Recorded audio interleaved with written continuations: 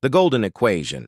Nicholas Porter straightened his Brioni tie as he surveyed the glittering Manhattan skyline from the 47th floor of Porter and Blackwell Investment Group. At 32, he'd mastered what he called the golden equation, the perfect balance of wealth, appearance, and strategic social connections that opened every door worth entering. Another record quarter, Julian said, clapping him on the shoulder. The board's practically throwing bonuses at us. Nicholas smiled without looking away from the window. Did you expect anything less? His phone vibrated with notifications, 3 new matches on his exclusive dating app. Nicholas swiped through them with practiced indifference. A Brazilian, swimsuit model, a French jewelry designer, a Russian ballerina, they blurred together in his mind, interchangeable variables in his carefully calculated life. "What's your plan for the Watson portfolio?" Julian asked. "Already handled. My prediction models show a market correction coming. I've hedged accordingly." Nicholas adjusted his custom gold cufflinks. "Speaking of predictions, I need to meet with someone from the analytics department about our climate investment forecasting." The analytics floor was a different world. Fluorescent lighting instead of chandeliers, practical workstations instead of mahogany desks. Nicholas rarely ventured here, preferring to have reports delivered to his office. "Mr. Porter?" A soft voice interrupted his thoughts. "I'm Penelope Sharma from Climate Risk Assessment." Nicholas turned to find a woman in her late 20s with warm brown skin and thick-framed glasses. Her dark hair was pulled back in a practical bun, and she wore a simple navy cardigan over a white blouse. No makeup that he could detect. No designer labels. Nothing that would register on his usual scoring system. "You can call me Nicholas," he said, flashing the smile that typically earned him an immediate blush. "And you're Penny?" "Penelope," she corrected without returning his smile. "I've prepared the seasonal projection models you requested. My team has incorporated some new variables that I believe will significantly improve our accuracy." As they walked to a small conference room, Nicholas noted how other employees greeted Penelope with genuine respect rather than the deference his presence usually commanded. "Your reputation precedes you," Nicholas said, settling into a chair. "I hear you predicted the Pacific Northwest heat dome 6 months before it happened." 4 months, she corrected, pushing her glasses up. "And it wasn't just me. We had excellent data from our oceanographic partners." For the next hour, Nicholas watched as Penelope transformed from a forgettable analytics employee into a commanding presence. Her hands moved confidently as she explained complex meteorological patterns and their financial implications. Her eyes, magnified slightly by her lenses, flashed with intelligence. "This could revolutionize our green energy portfolio," he said when she finished. "That's the idea." She closed her laptop without ceremony. "Will there be anything else?" Nicholas found himself momentarily at a loss. Women usually lingered, found reasons to extend conversations with him. "No, that's all for now. I'll have my assistant schedule a follow-up." "Email works better," she said, already heading for the door. "I'm in Antarctica next week for a research expedition." As she left, Nicholas realized he'd spent an hour with a woman without once mentally rating her appearance or calculating her social value.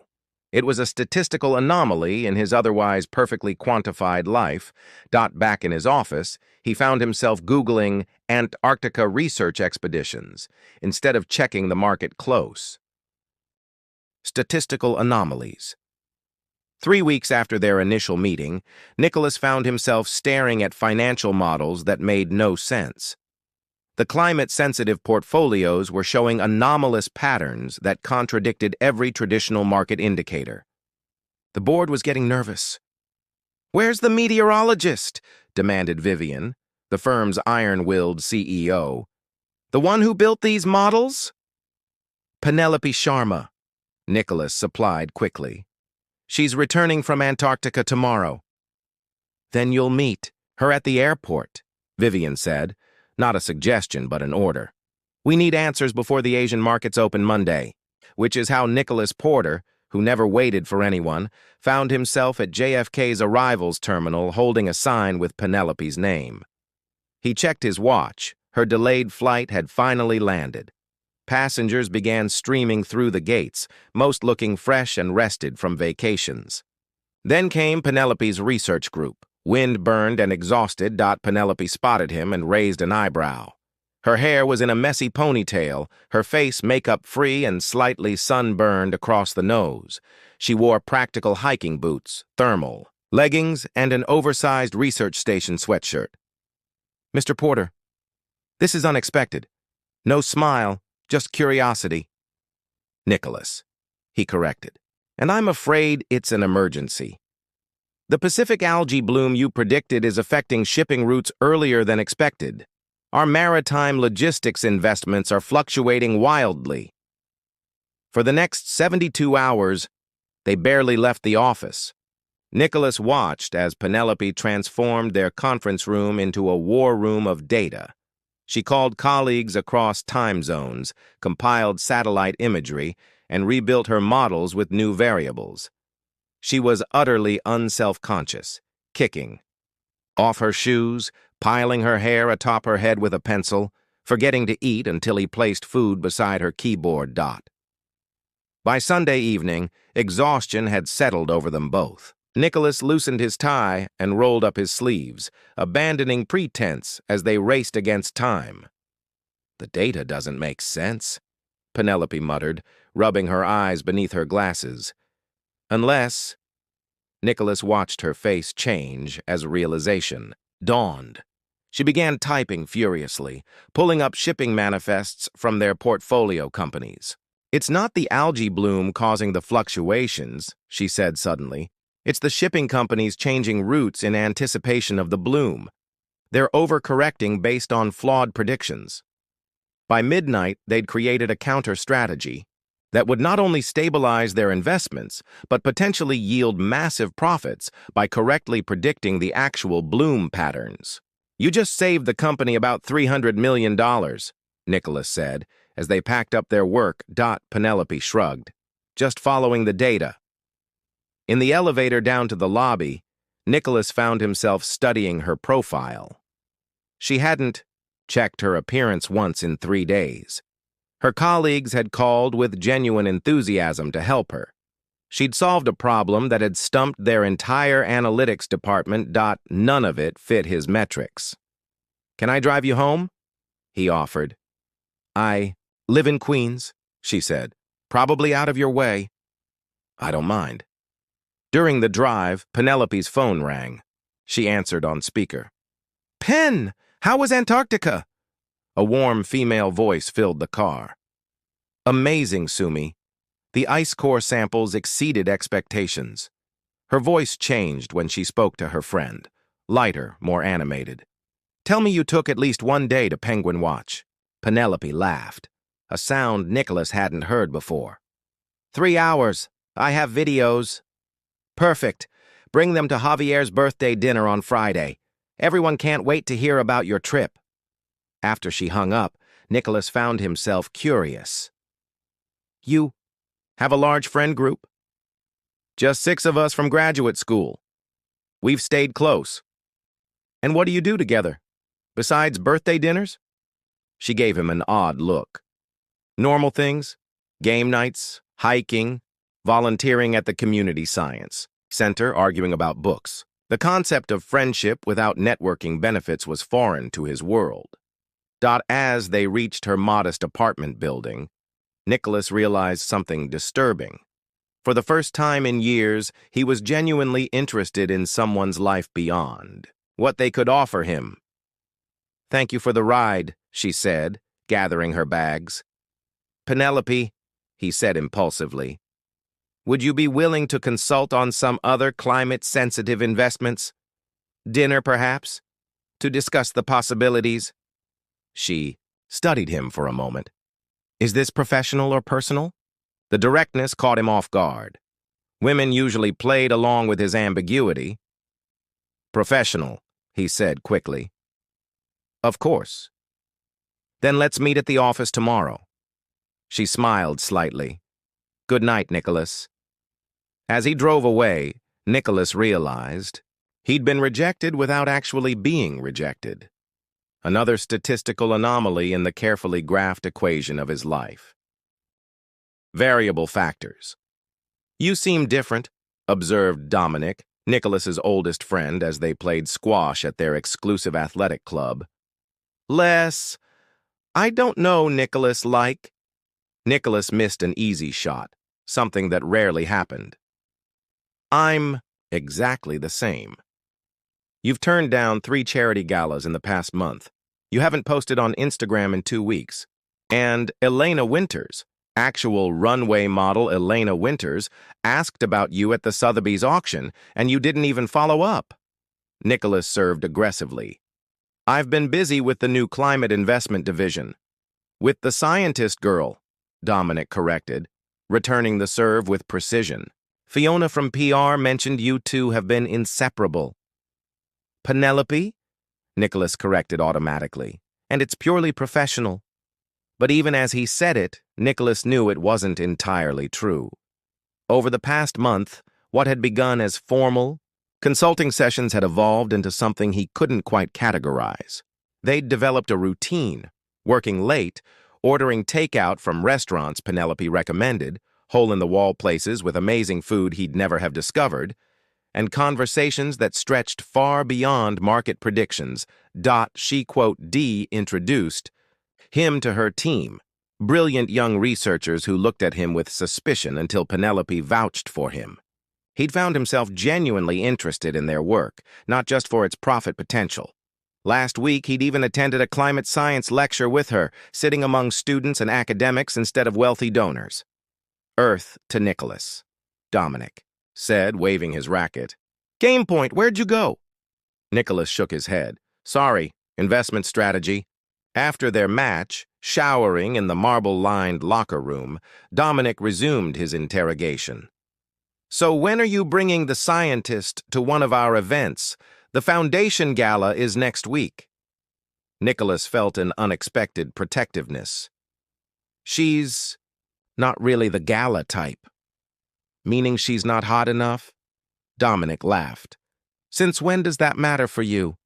Just add it to your charity scorecard. Mentored underprivileged female scientist. The comment hit Nicholas like a physical blow. Had he really been so calculating before? That evening, instead of his usual Thursday night at Club Vespera with its models and bottles service, Nicholas found himself in Penelope's cramped office reviewing Pacific Ocean temperature maps. She'd pinned her hair up hastily, exposing the graceful line of her neck. Her glasses kept sliding down her nose as she leaned over the data. The correlation is stronger than we initially thought, she was saying. If these patterns continue, Nicholas, are you listening? He blinked, realizing he'd been staring. Sorry, you were saying about the ocean temperatures? She tilted her head. Is everything okay? You seem distracted. Do you ever attend galas? He asked, suddenly. Penelope, quote, S eyebrows rose. Occasionally, the Natural Sciences Foundation has an annual fundraiser I help with. She hesitated. Why? My family's foundation has an event next week. Climate innovation is one of our funding areas. This was stretching the truth. The Porter Foundation primarily funded whatever increased the Porter family's social standing. Would you come as my guest? Her expression was unreadable. Is this for work? There it was again. Her insistence, on clarity where he preferred ambiguity. Not exactly, he admitted. I'd like you to come with me. Personally. Penelope removed her glasses and cleaned them thoughtfully, a habit he'd come to recognize as her processing time. All right, she said finally. But I should warn you, I own exactly one formal dress, and it's from my cousin's wedding 4 years. I go. Nicholas smiled, relieved for reasons he couldn't articulate. I'm sure you'll look perfect. The moment the words left his mouth, he realized something had fundamentally shifted. For the first time in his adult life, Nicholas Porter had asked someone out without first calculating their value on his social balance sheet. Recalculating. The Porter Foundation Gala was the social event of the season, transforming the Metropolitan Museum's Temple of Dendor into a glittering showcase of wealth and influence. Nicholas arrived early, unusually nervous. He'd arranged for a car to pick up Penelope, texting her 3 times to confirm arrangements. Nicholas, darling. His mother air-kissed his cheeks. Veronica Porter was elegant in diamonds and Dior, her calculating gaze sweeping the room. I hear you've brought someone unexpected tonight. Penelope Sharma, he confirmed. She's brilliant. Her climate models have revolutionized our investment strategies. Veronica's perfectly shaped eyebrow arched. How professional of you. Before Nicholas could respond, he spotted Penelope entering the hall. She wore a simple midnight blue gown. That complemented her warm skin tone. Her hair was down in soft waves, and she'd traded her usual glasses for contacts. She looked beautiful, but more importantly, she looked like herself. Elegant without pretense. As Nicholas crossed the room to greet her, he noticed heads turning, not with the immediate recognition reserved for conventional beauty, but with the more lingering appraisal given to someone intriguing and authentic. You came, he said, surprised by his own relief. I said I would. Penelope smiled, a genuine expression that reached her eyes. Though I feel a bit like a data point in a foreign model. Throughout the evening, Nicholas watched as Penelope navigated his world with quiet confidence. She discussed marine conservation with a shipping magnate, challenged a tech CEO on carbon offsetting practices, and patiently explained Arctic ice melt patterns to Nicholas's father. She asked questions and actually listened to the answers, a novelty in rooms where conversations were typically performances. Your date is quite impressive, commented Vivian, the CEO joining Nicholas at the bar. Completely wasted in our analytics. Department, I'm moving her to the executive advisory team. She'll hate that, Nicholas said automatically. Vivian raised an eyebrow. Excuse me? Penelope loves fieldwork, being outdoors, collecting primary data. An executive position would keep her behind a desk. Since when do you care about employee preferences over advancement? Vivian asked shrewdly. Nicholas had no answer.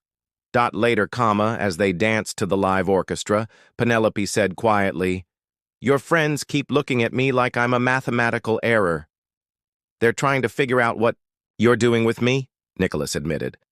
And what am I doing with you? Her direct gaze challenged him.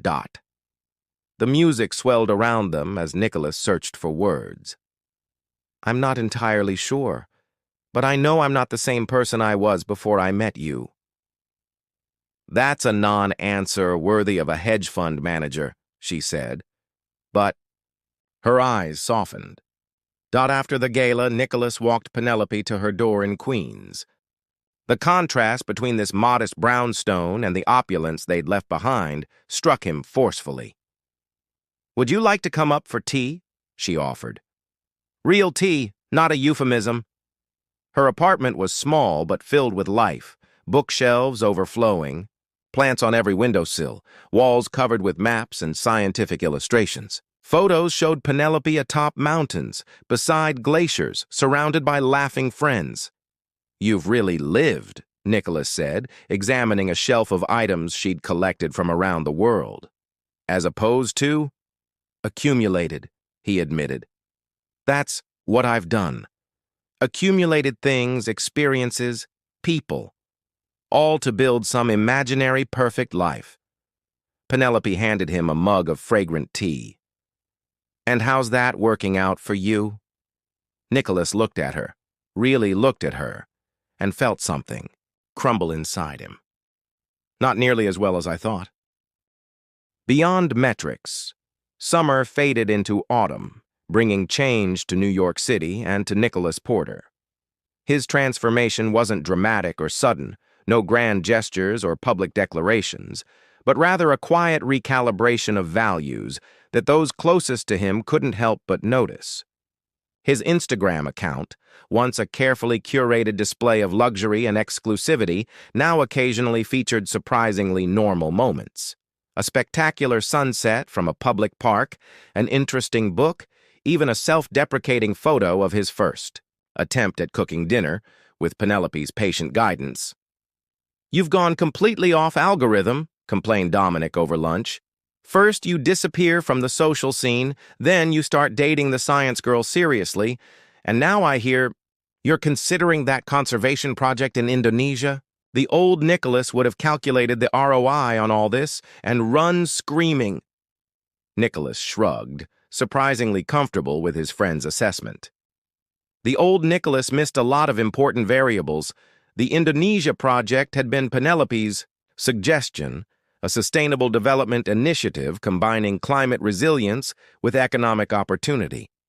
The financial returns were modest compared to Porter and Blackwell's usual ventures, but the environmental impact was significant. Nicholas had surprised everyone, including himself, by becoming its most passionate advocate. "I'm taking a team to survey the site next month," Nicholas said. 2 weeks in the field." Dominic nearly choked on his sparkling water. "You? In the jungle? For 2 weeks?" "Penelope's been teaching me about field work," Nicholas said with a small smile. "Turns out there's value in getting your hands dirty occasionally." That evening, Nicholas found himself in Penelope's small kitchen, chopping vegetables while she prepared a curry sauce from her grandmother's recipe. Her friends, Sumi and Javier, were coming for dinner, a normal, casual evening that would have seemed pointless to him 6 months ago. "You're getting better with the knife," Penelope observed, tasting the sauce from a wooden spoon. High praise from the woman who can dissect climate data and field dress a fish with equal precision. She laughed, the sound still new enough to delight him. "Speaking of precision, have you decided about the Jakarta conference? Your mother called me again to remind us about your cousin's wedding the same weekend." The fact that Penelope and his mother now communicated directly still amazed Nicholas. Their relationship was respectfully cautious. Veronica clearly baffled by her son's choice, Penelope unfazed by Veronica's thinly veiled skepticism. "I told her we'll miss the wedding," Nicholas said, surprising himself with how easily he'd made the decision. "The conference is more important. And honestly, I'd rather be there with you." Penelope set down her spoon and turned to face him. "You know, when we first met, I had you completely categorized. Privileged finance bro, self-important, probably dated models exclusively. All accurate," he admitted ruefully. "But then you kept expanding beyond my data model." She stepped closer. "You listened when I spoke. You changed your mind when presented with new evidence. You started caring about things that offered no personal advantage." Nicholas set down his knife, drawn to her serious expression. "And now? How do you categorize me now?" "That's just it," she said softly. "I don't. Some things shouldn't be reduced to metrics. Some things are valuable precisely because they can't be measured." Their kiss was interrupted by the doorbell announcing her friend's arrival, but the conversation lingered in Nicholas's mind throughout the evening. He watched Penelope laugh with her friends, her face animated with joy and intelligence. He participated in heated debates about books he'd recently read at her recommendation, shared stories from their field expedition planning, and realized with startling clarity that he was happy. Genuinely, unmeasurably happy. Late that night, as they walked back from the subway after seeing her friends off, Nicholas stopped beneath a streetlight. "I need to tell you something," he said, suddenly serious. Penelope's expression grew cautious. "Okay. I love you." That's all. Words were simple, unadorned with his usual strategic calculation. "Not because of what you add to my life or how you look on paper. I love you because knowing you has made me better, and because the world makes more sense when I see it through." "Your eyes." Penelope studied him with the careful attention she gave to important data. Then she smiled, that full, genuine smile that had become his favorite sight in the world. "Well," she said, taking his hand, "that sounds statistically significant." As they continued walking hand in hand through the quiet streets, Nicholas Porter, who had once believed everything valuable could be counted and categorized, embraced the wonderful, immeasurable complexity of a life recalculated.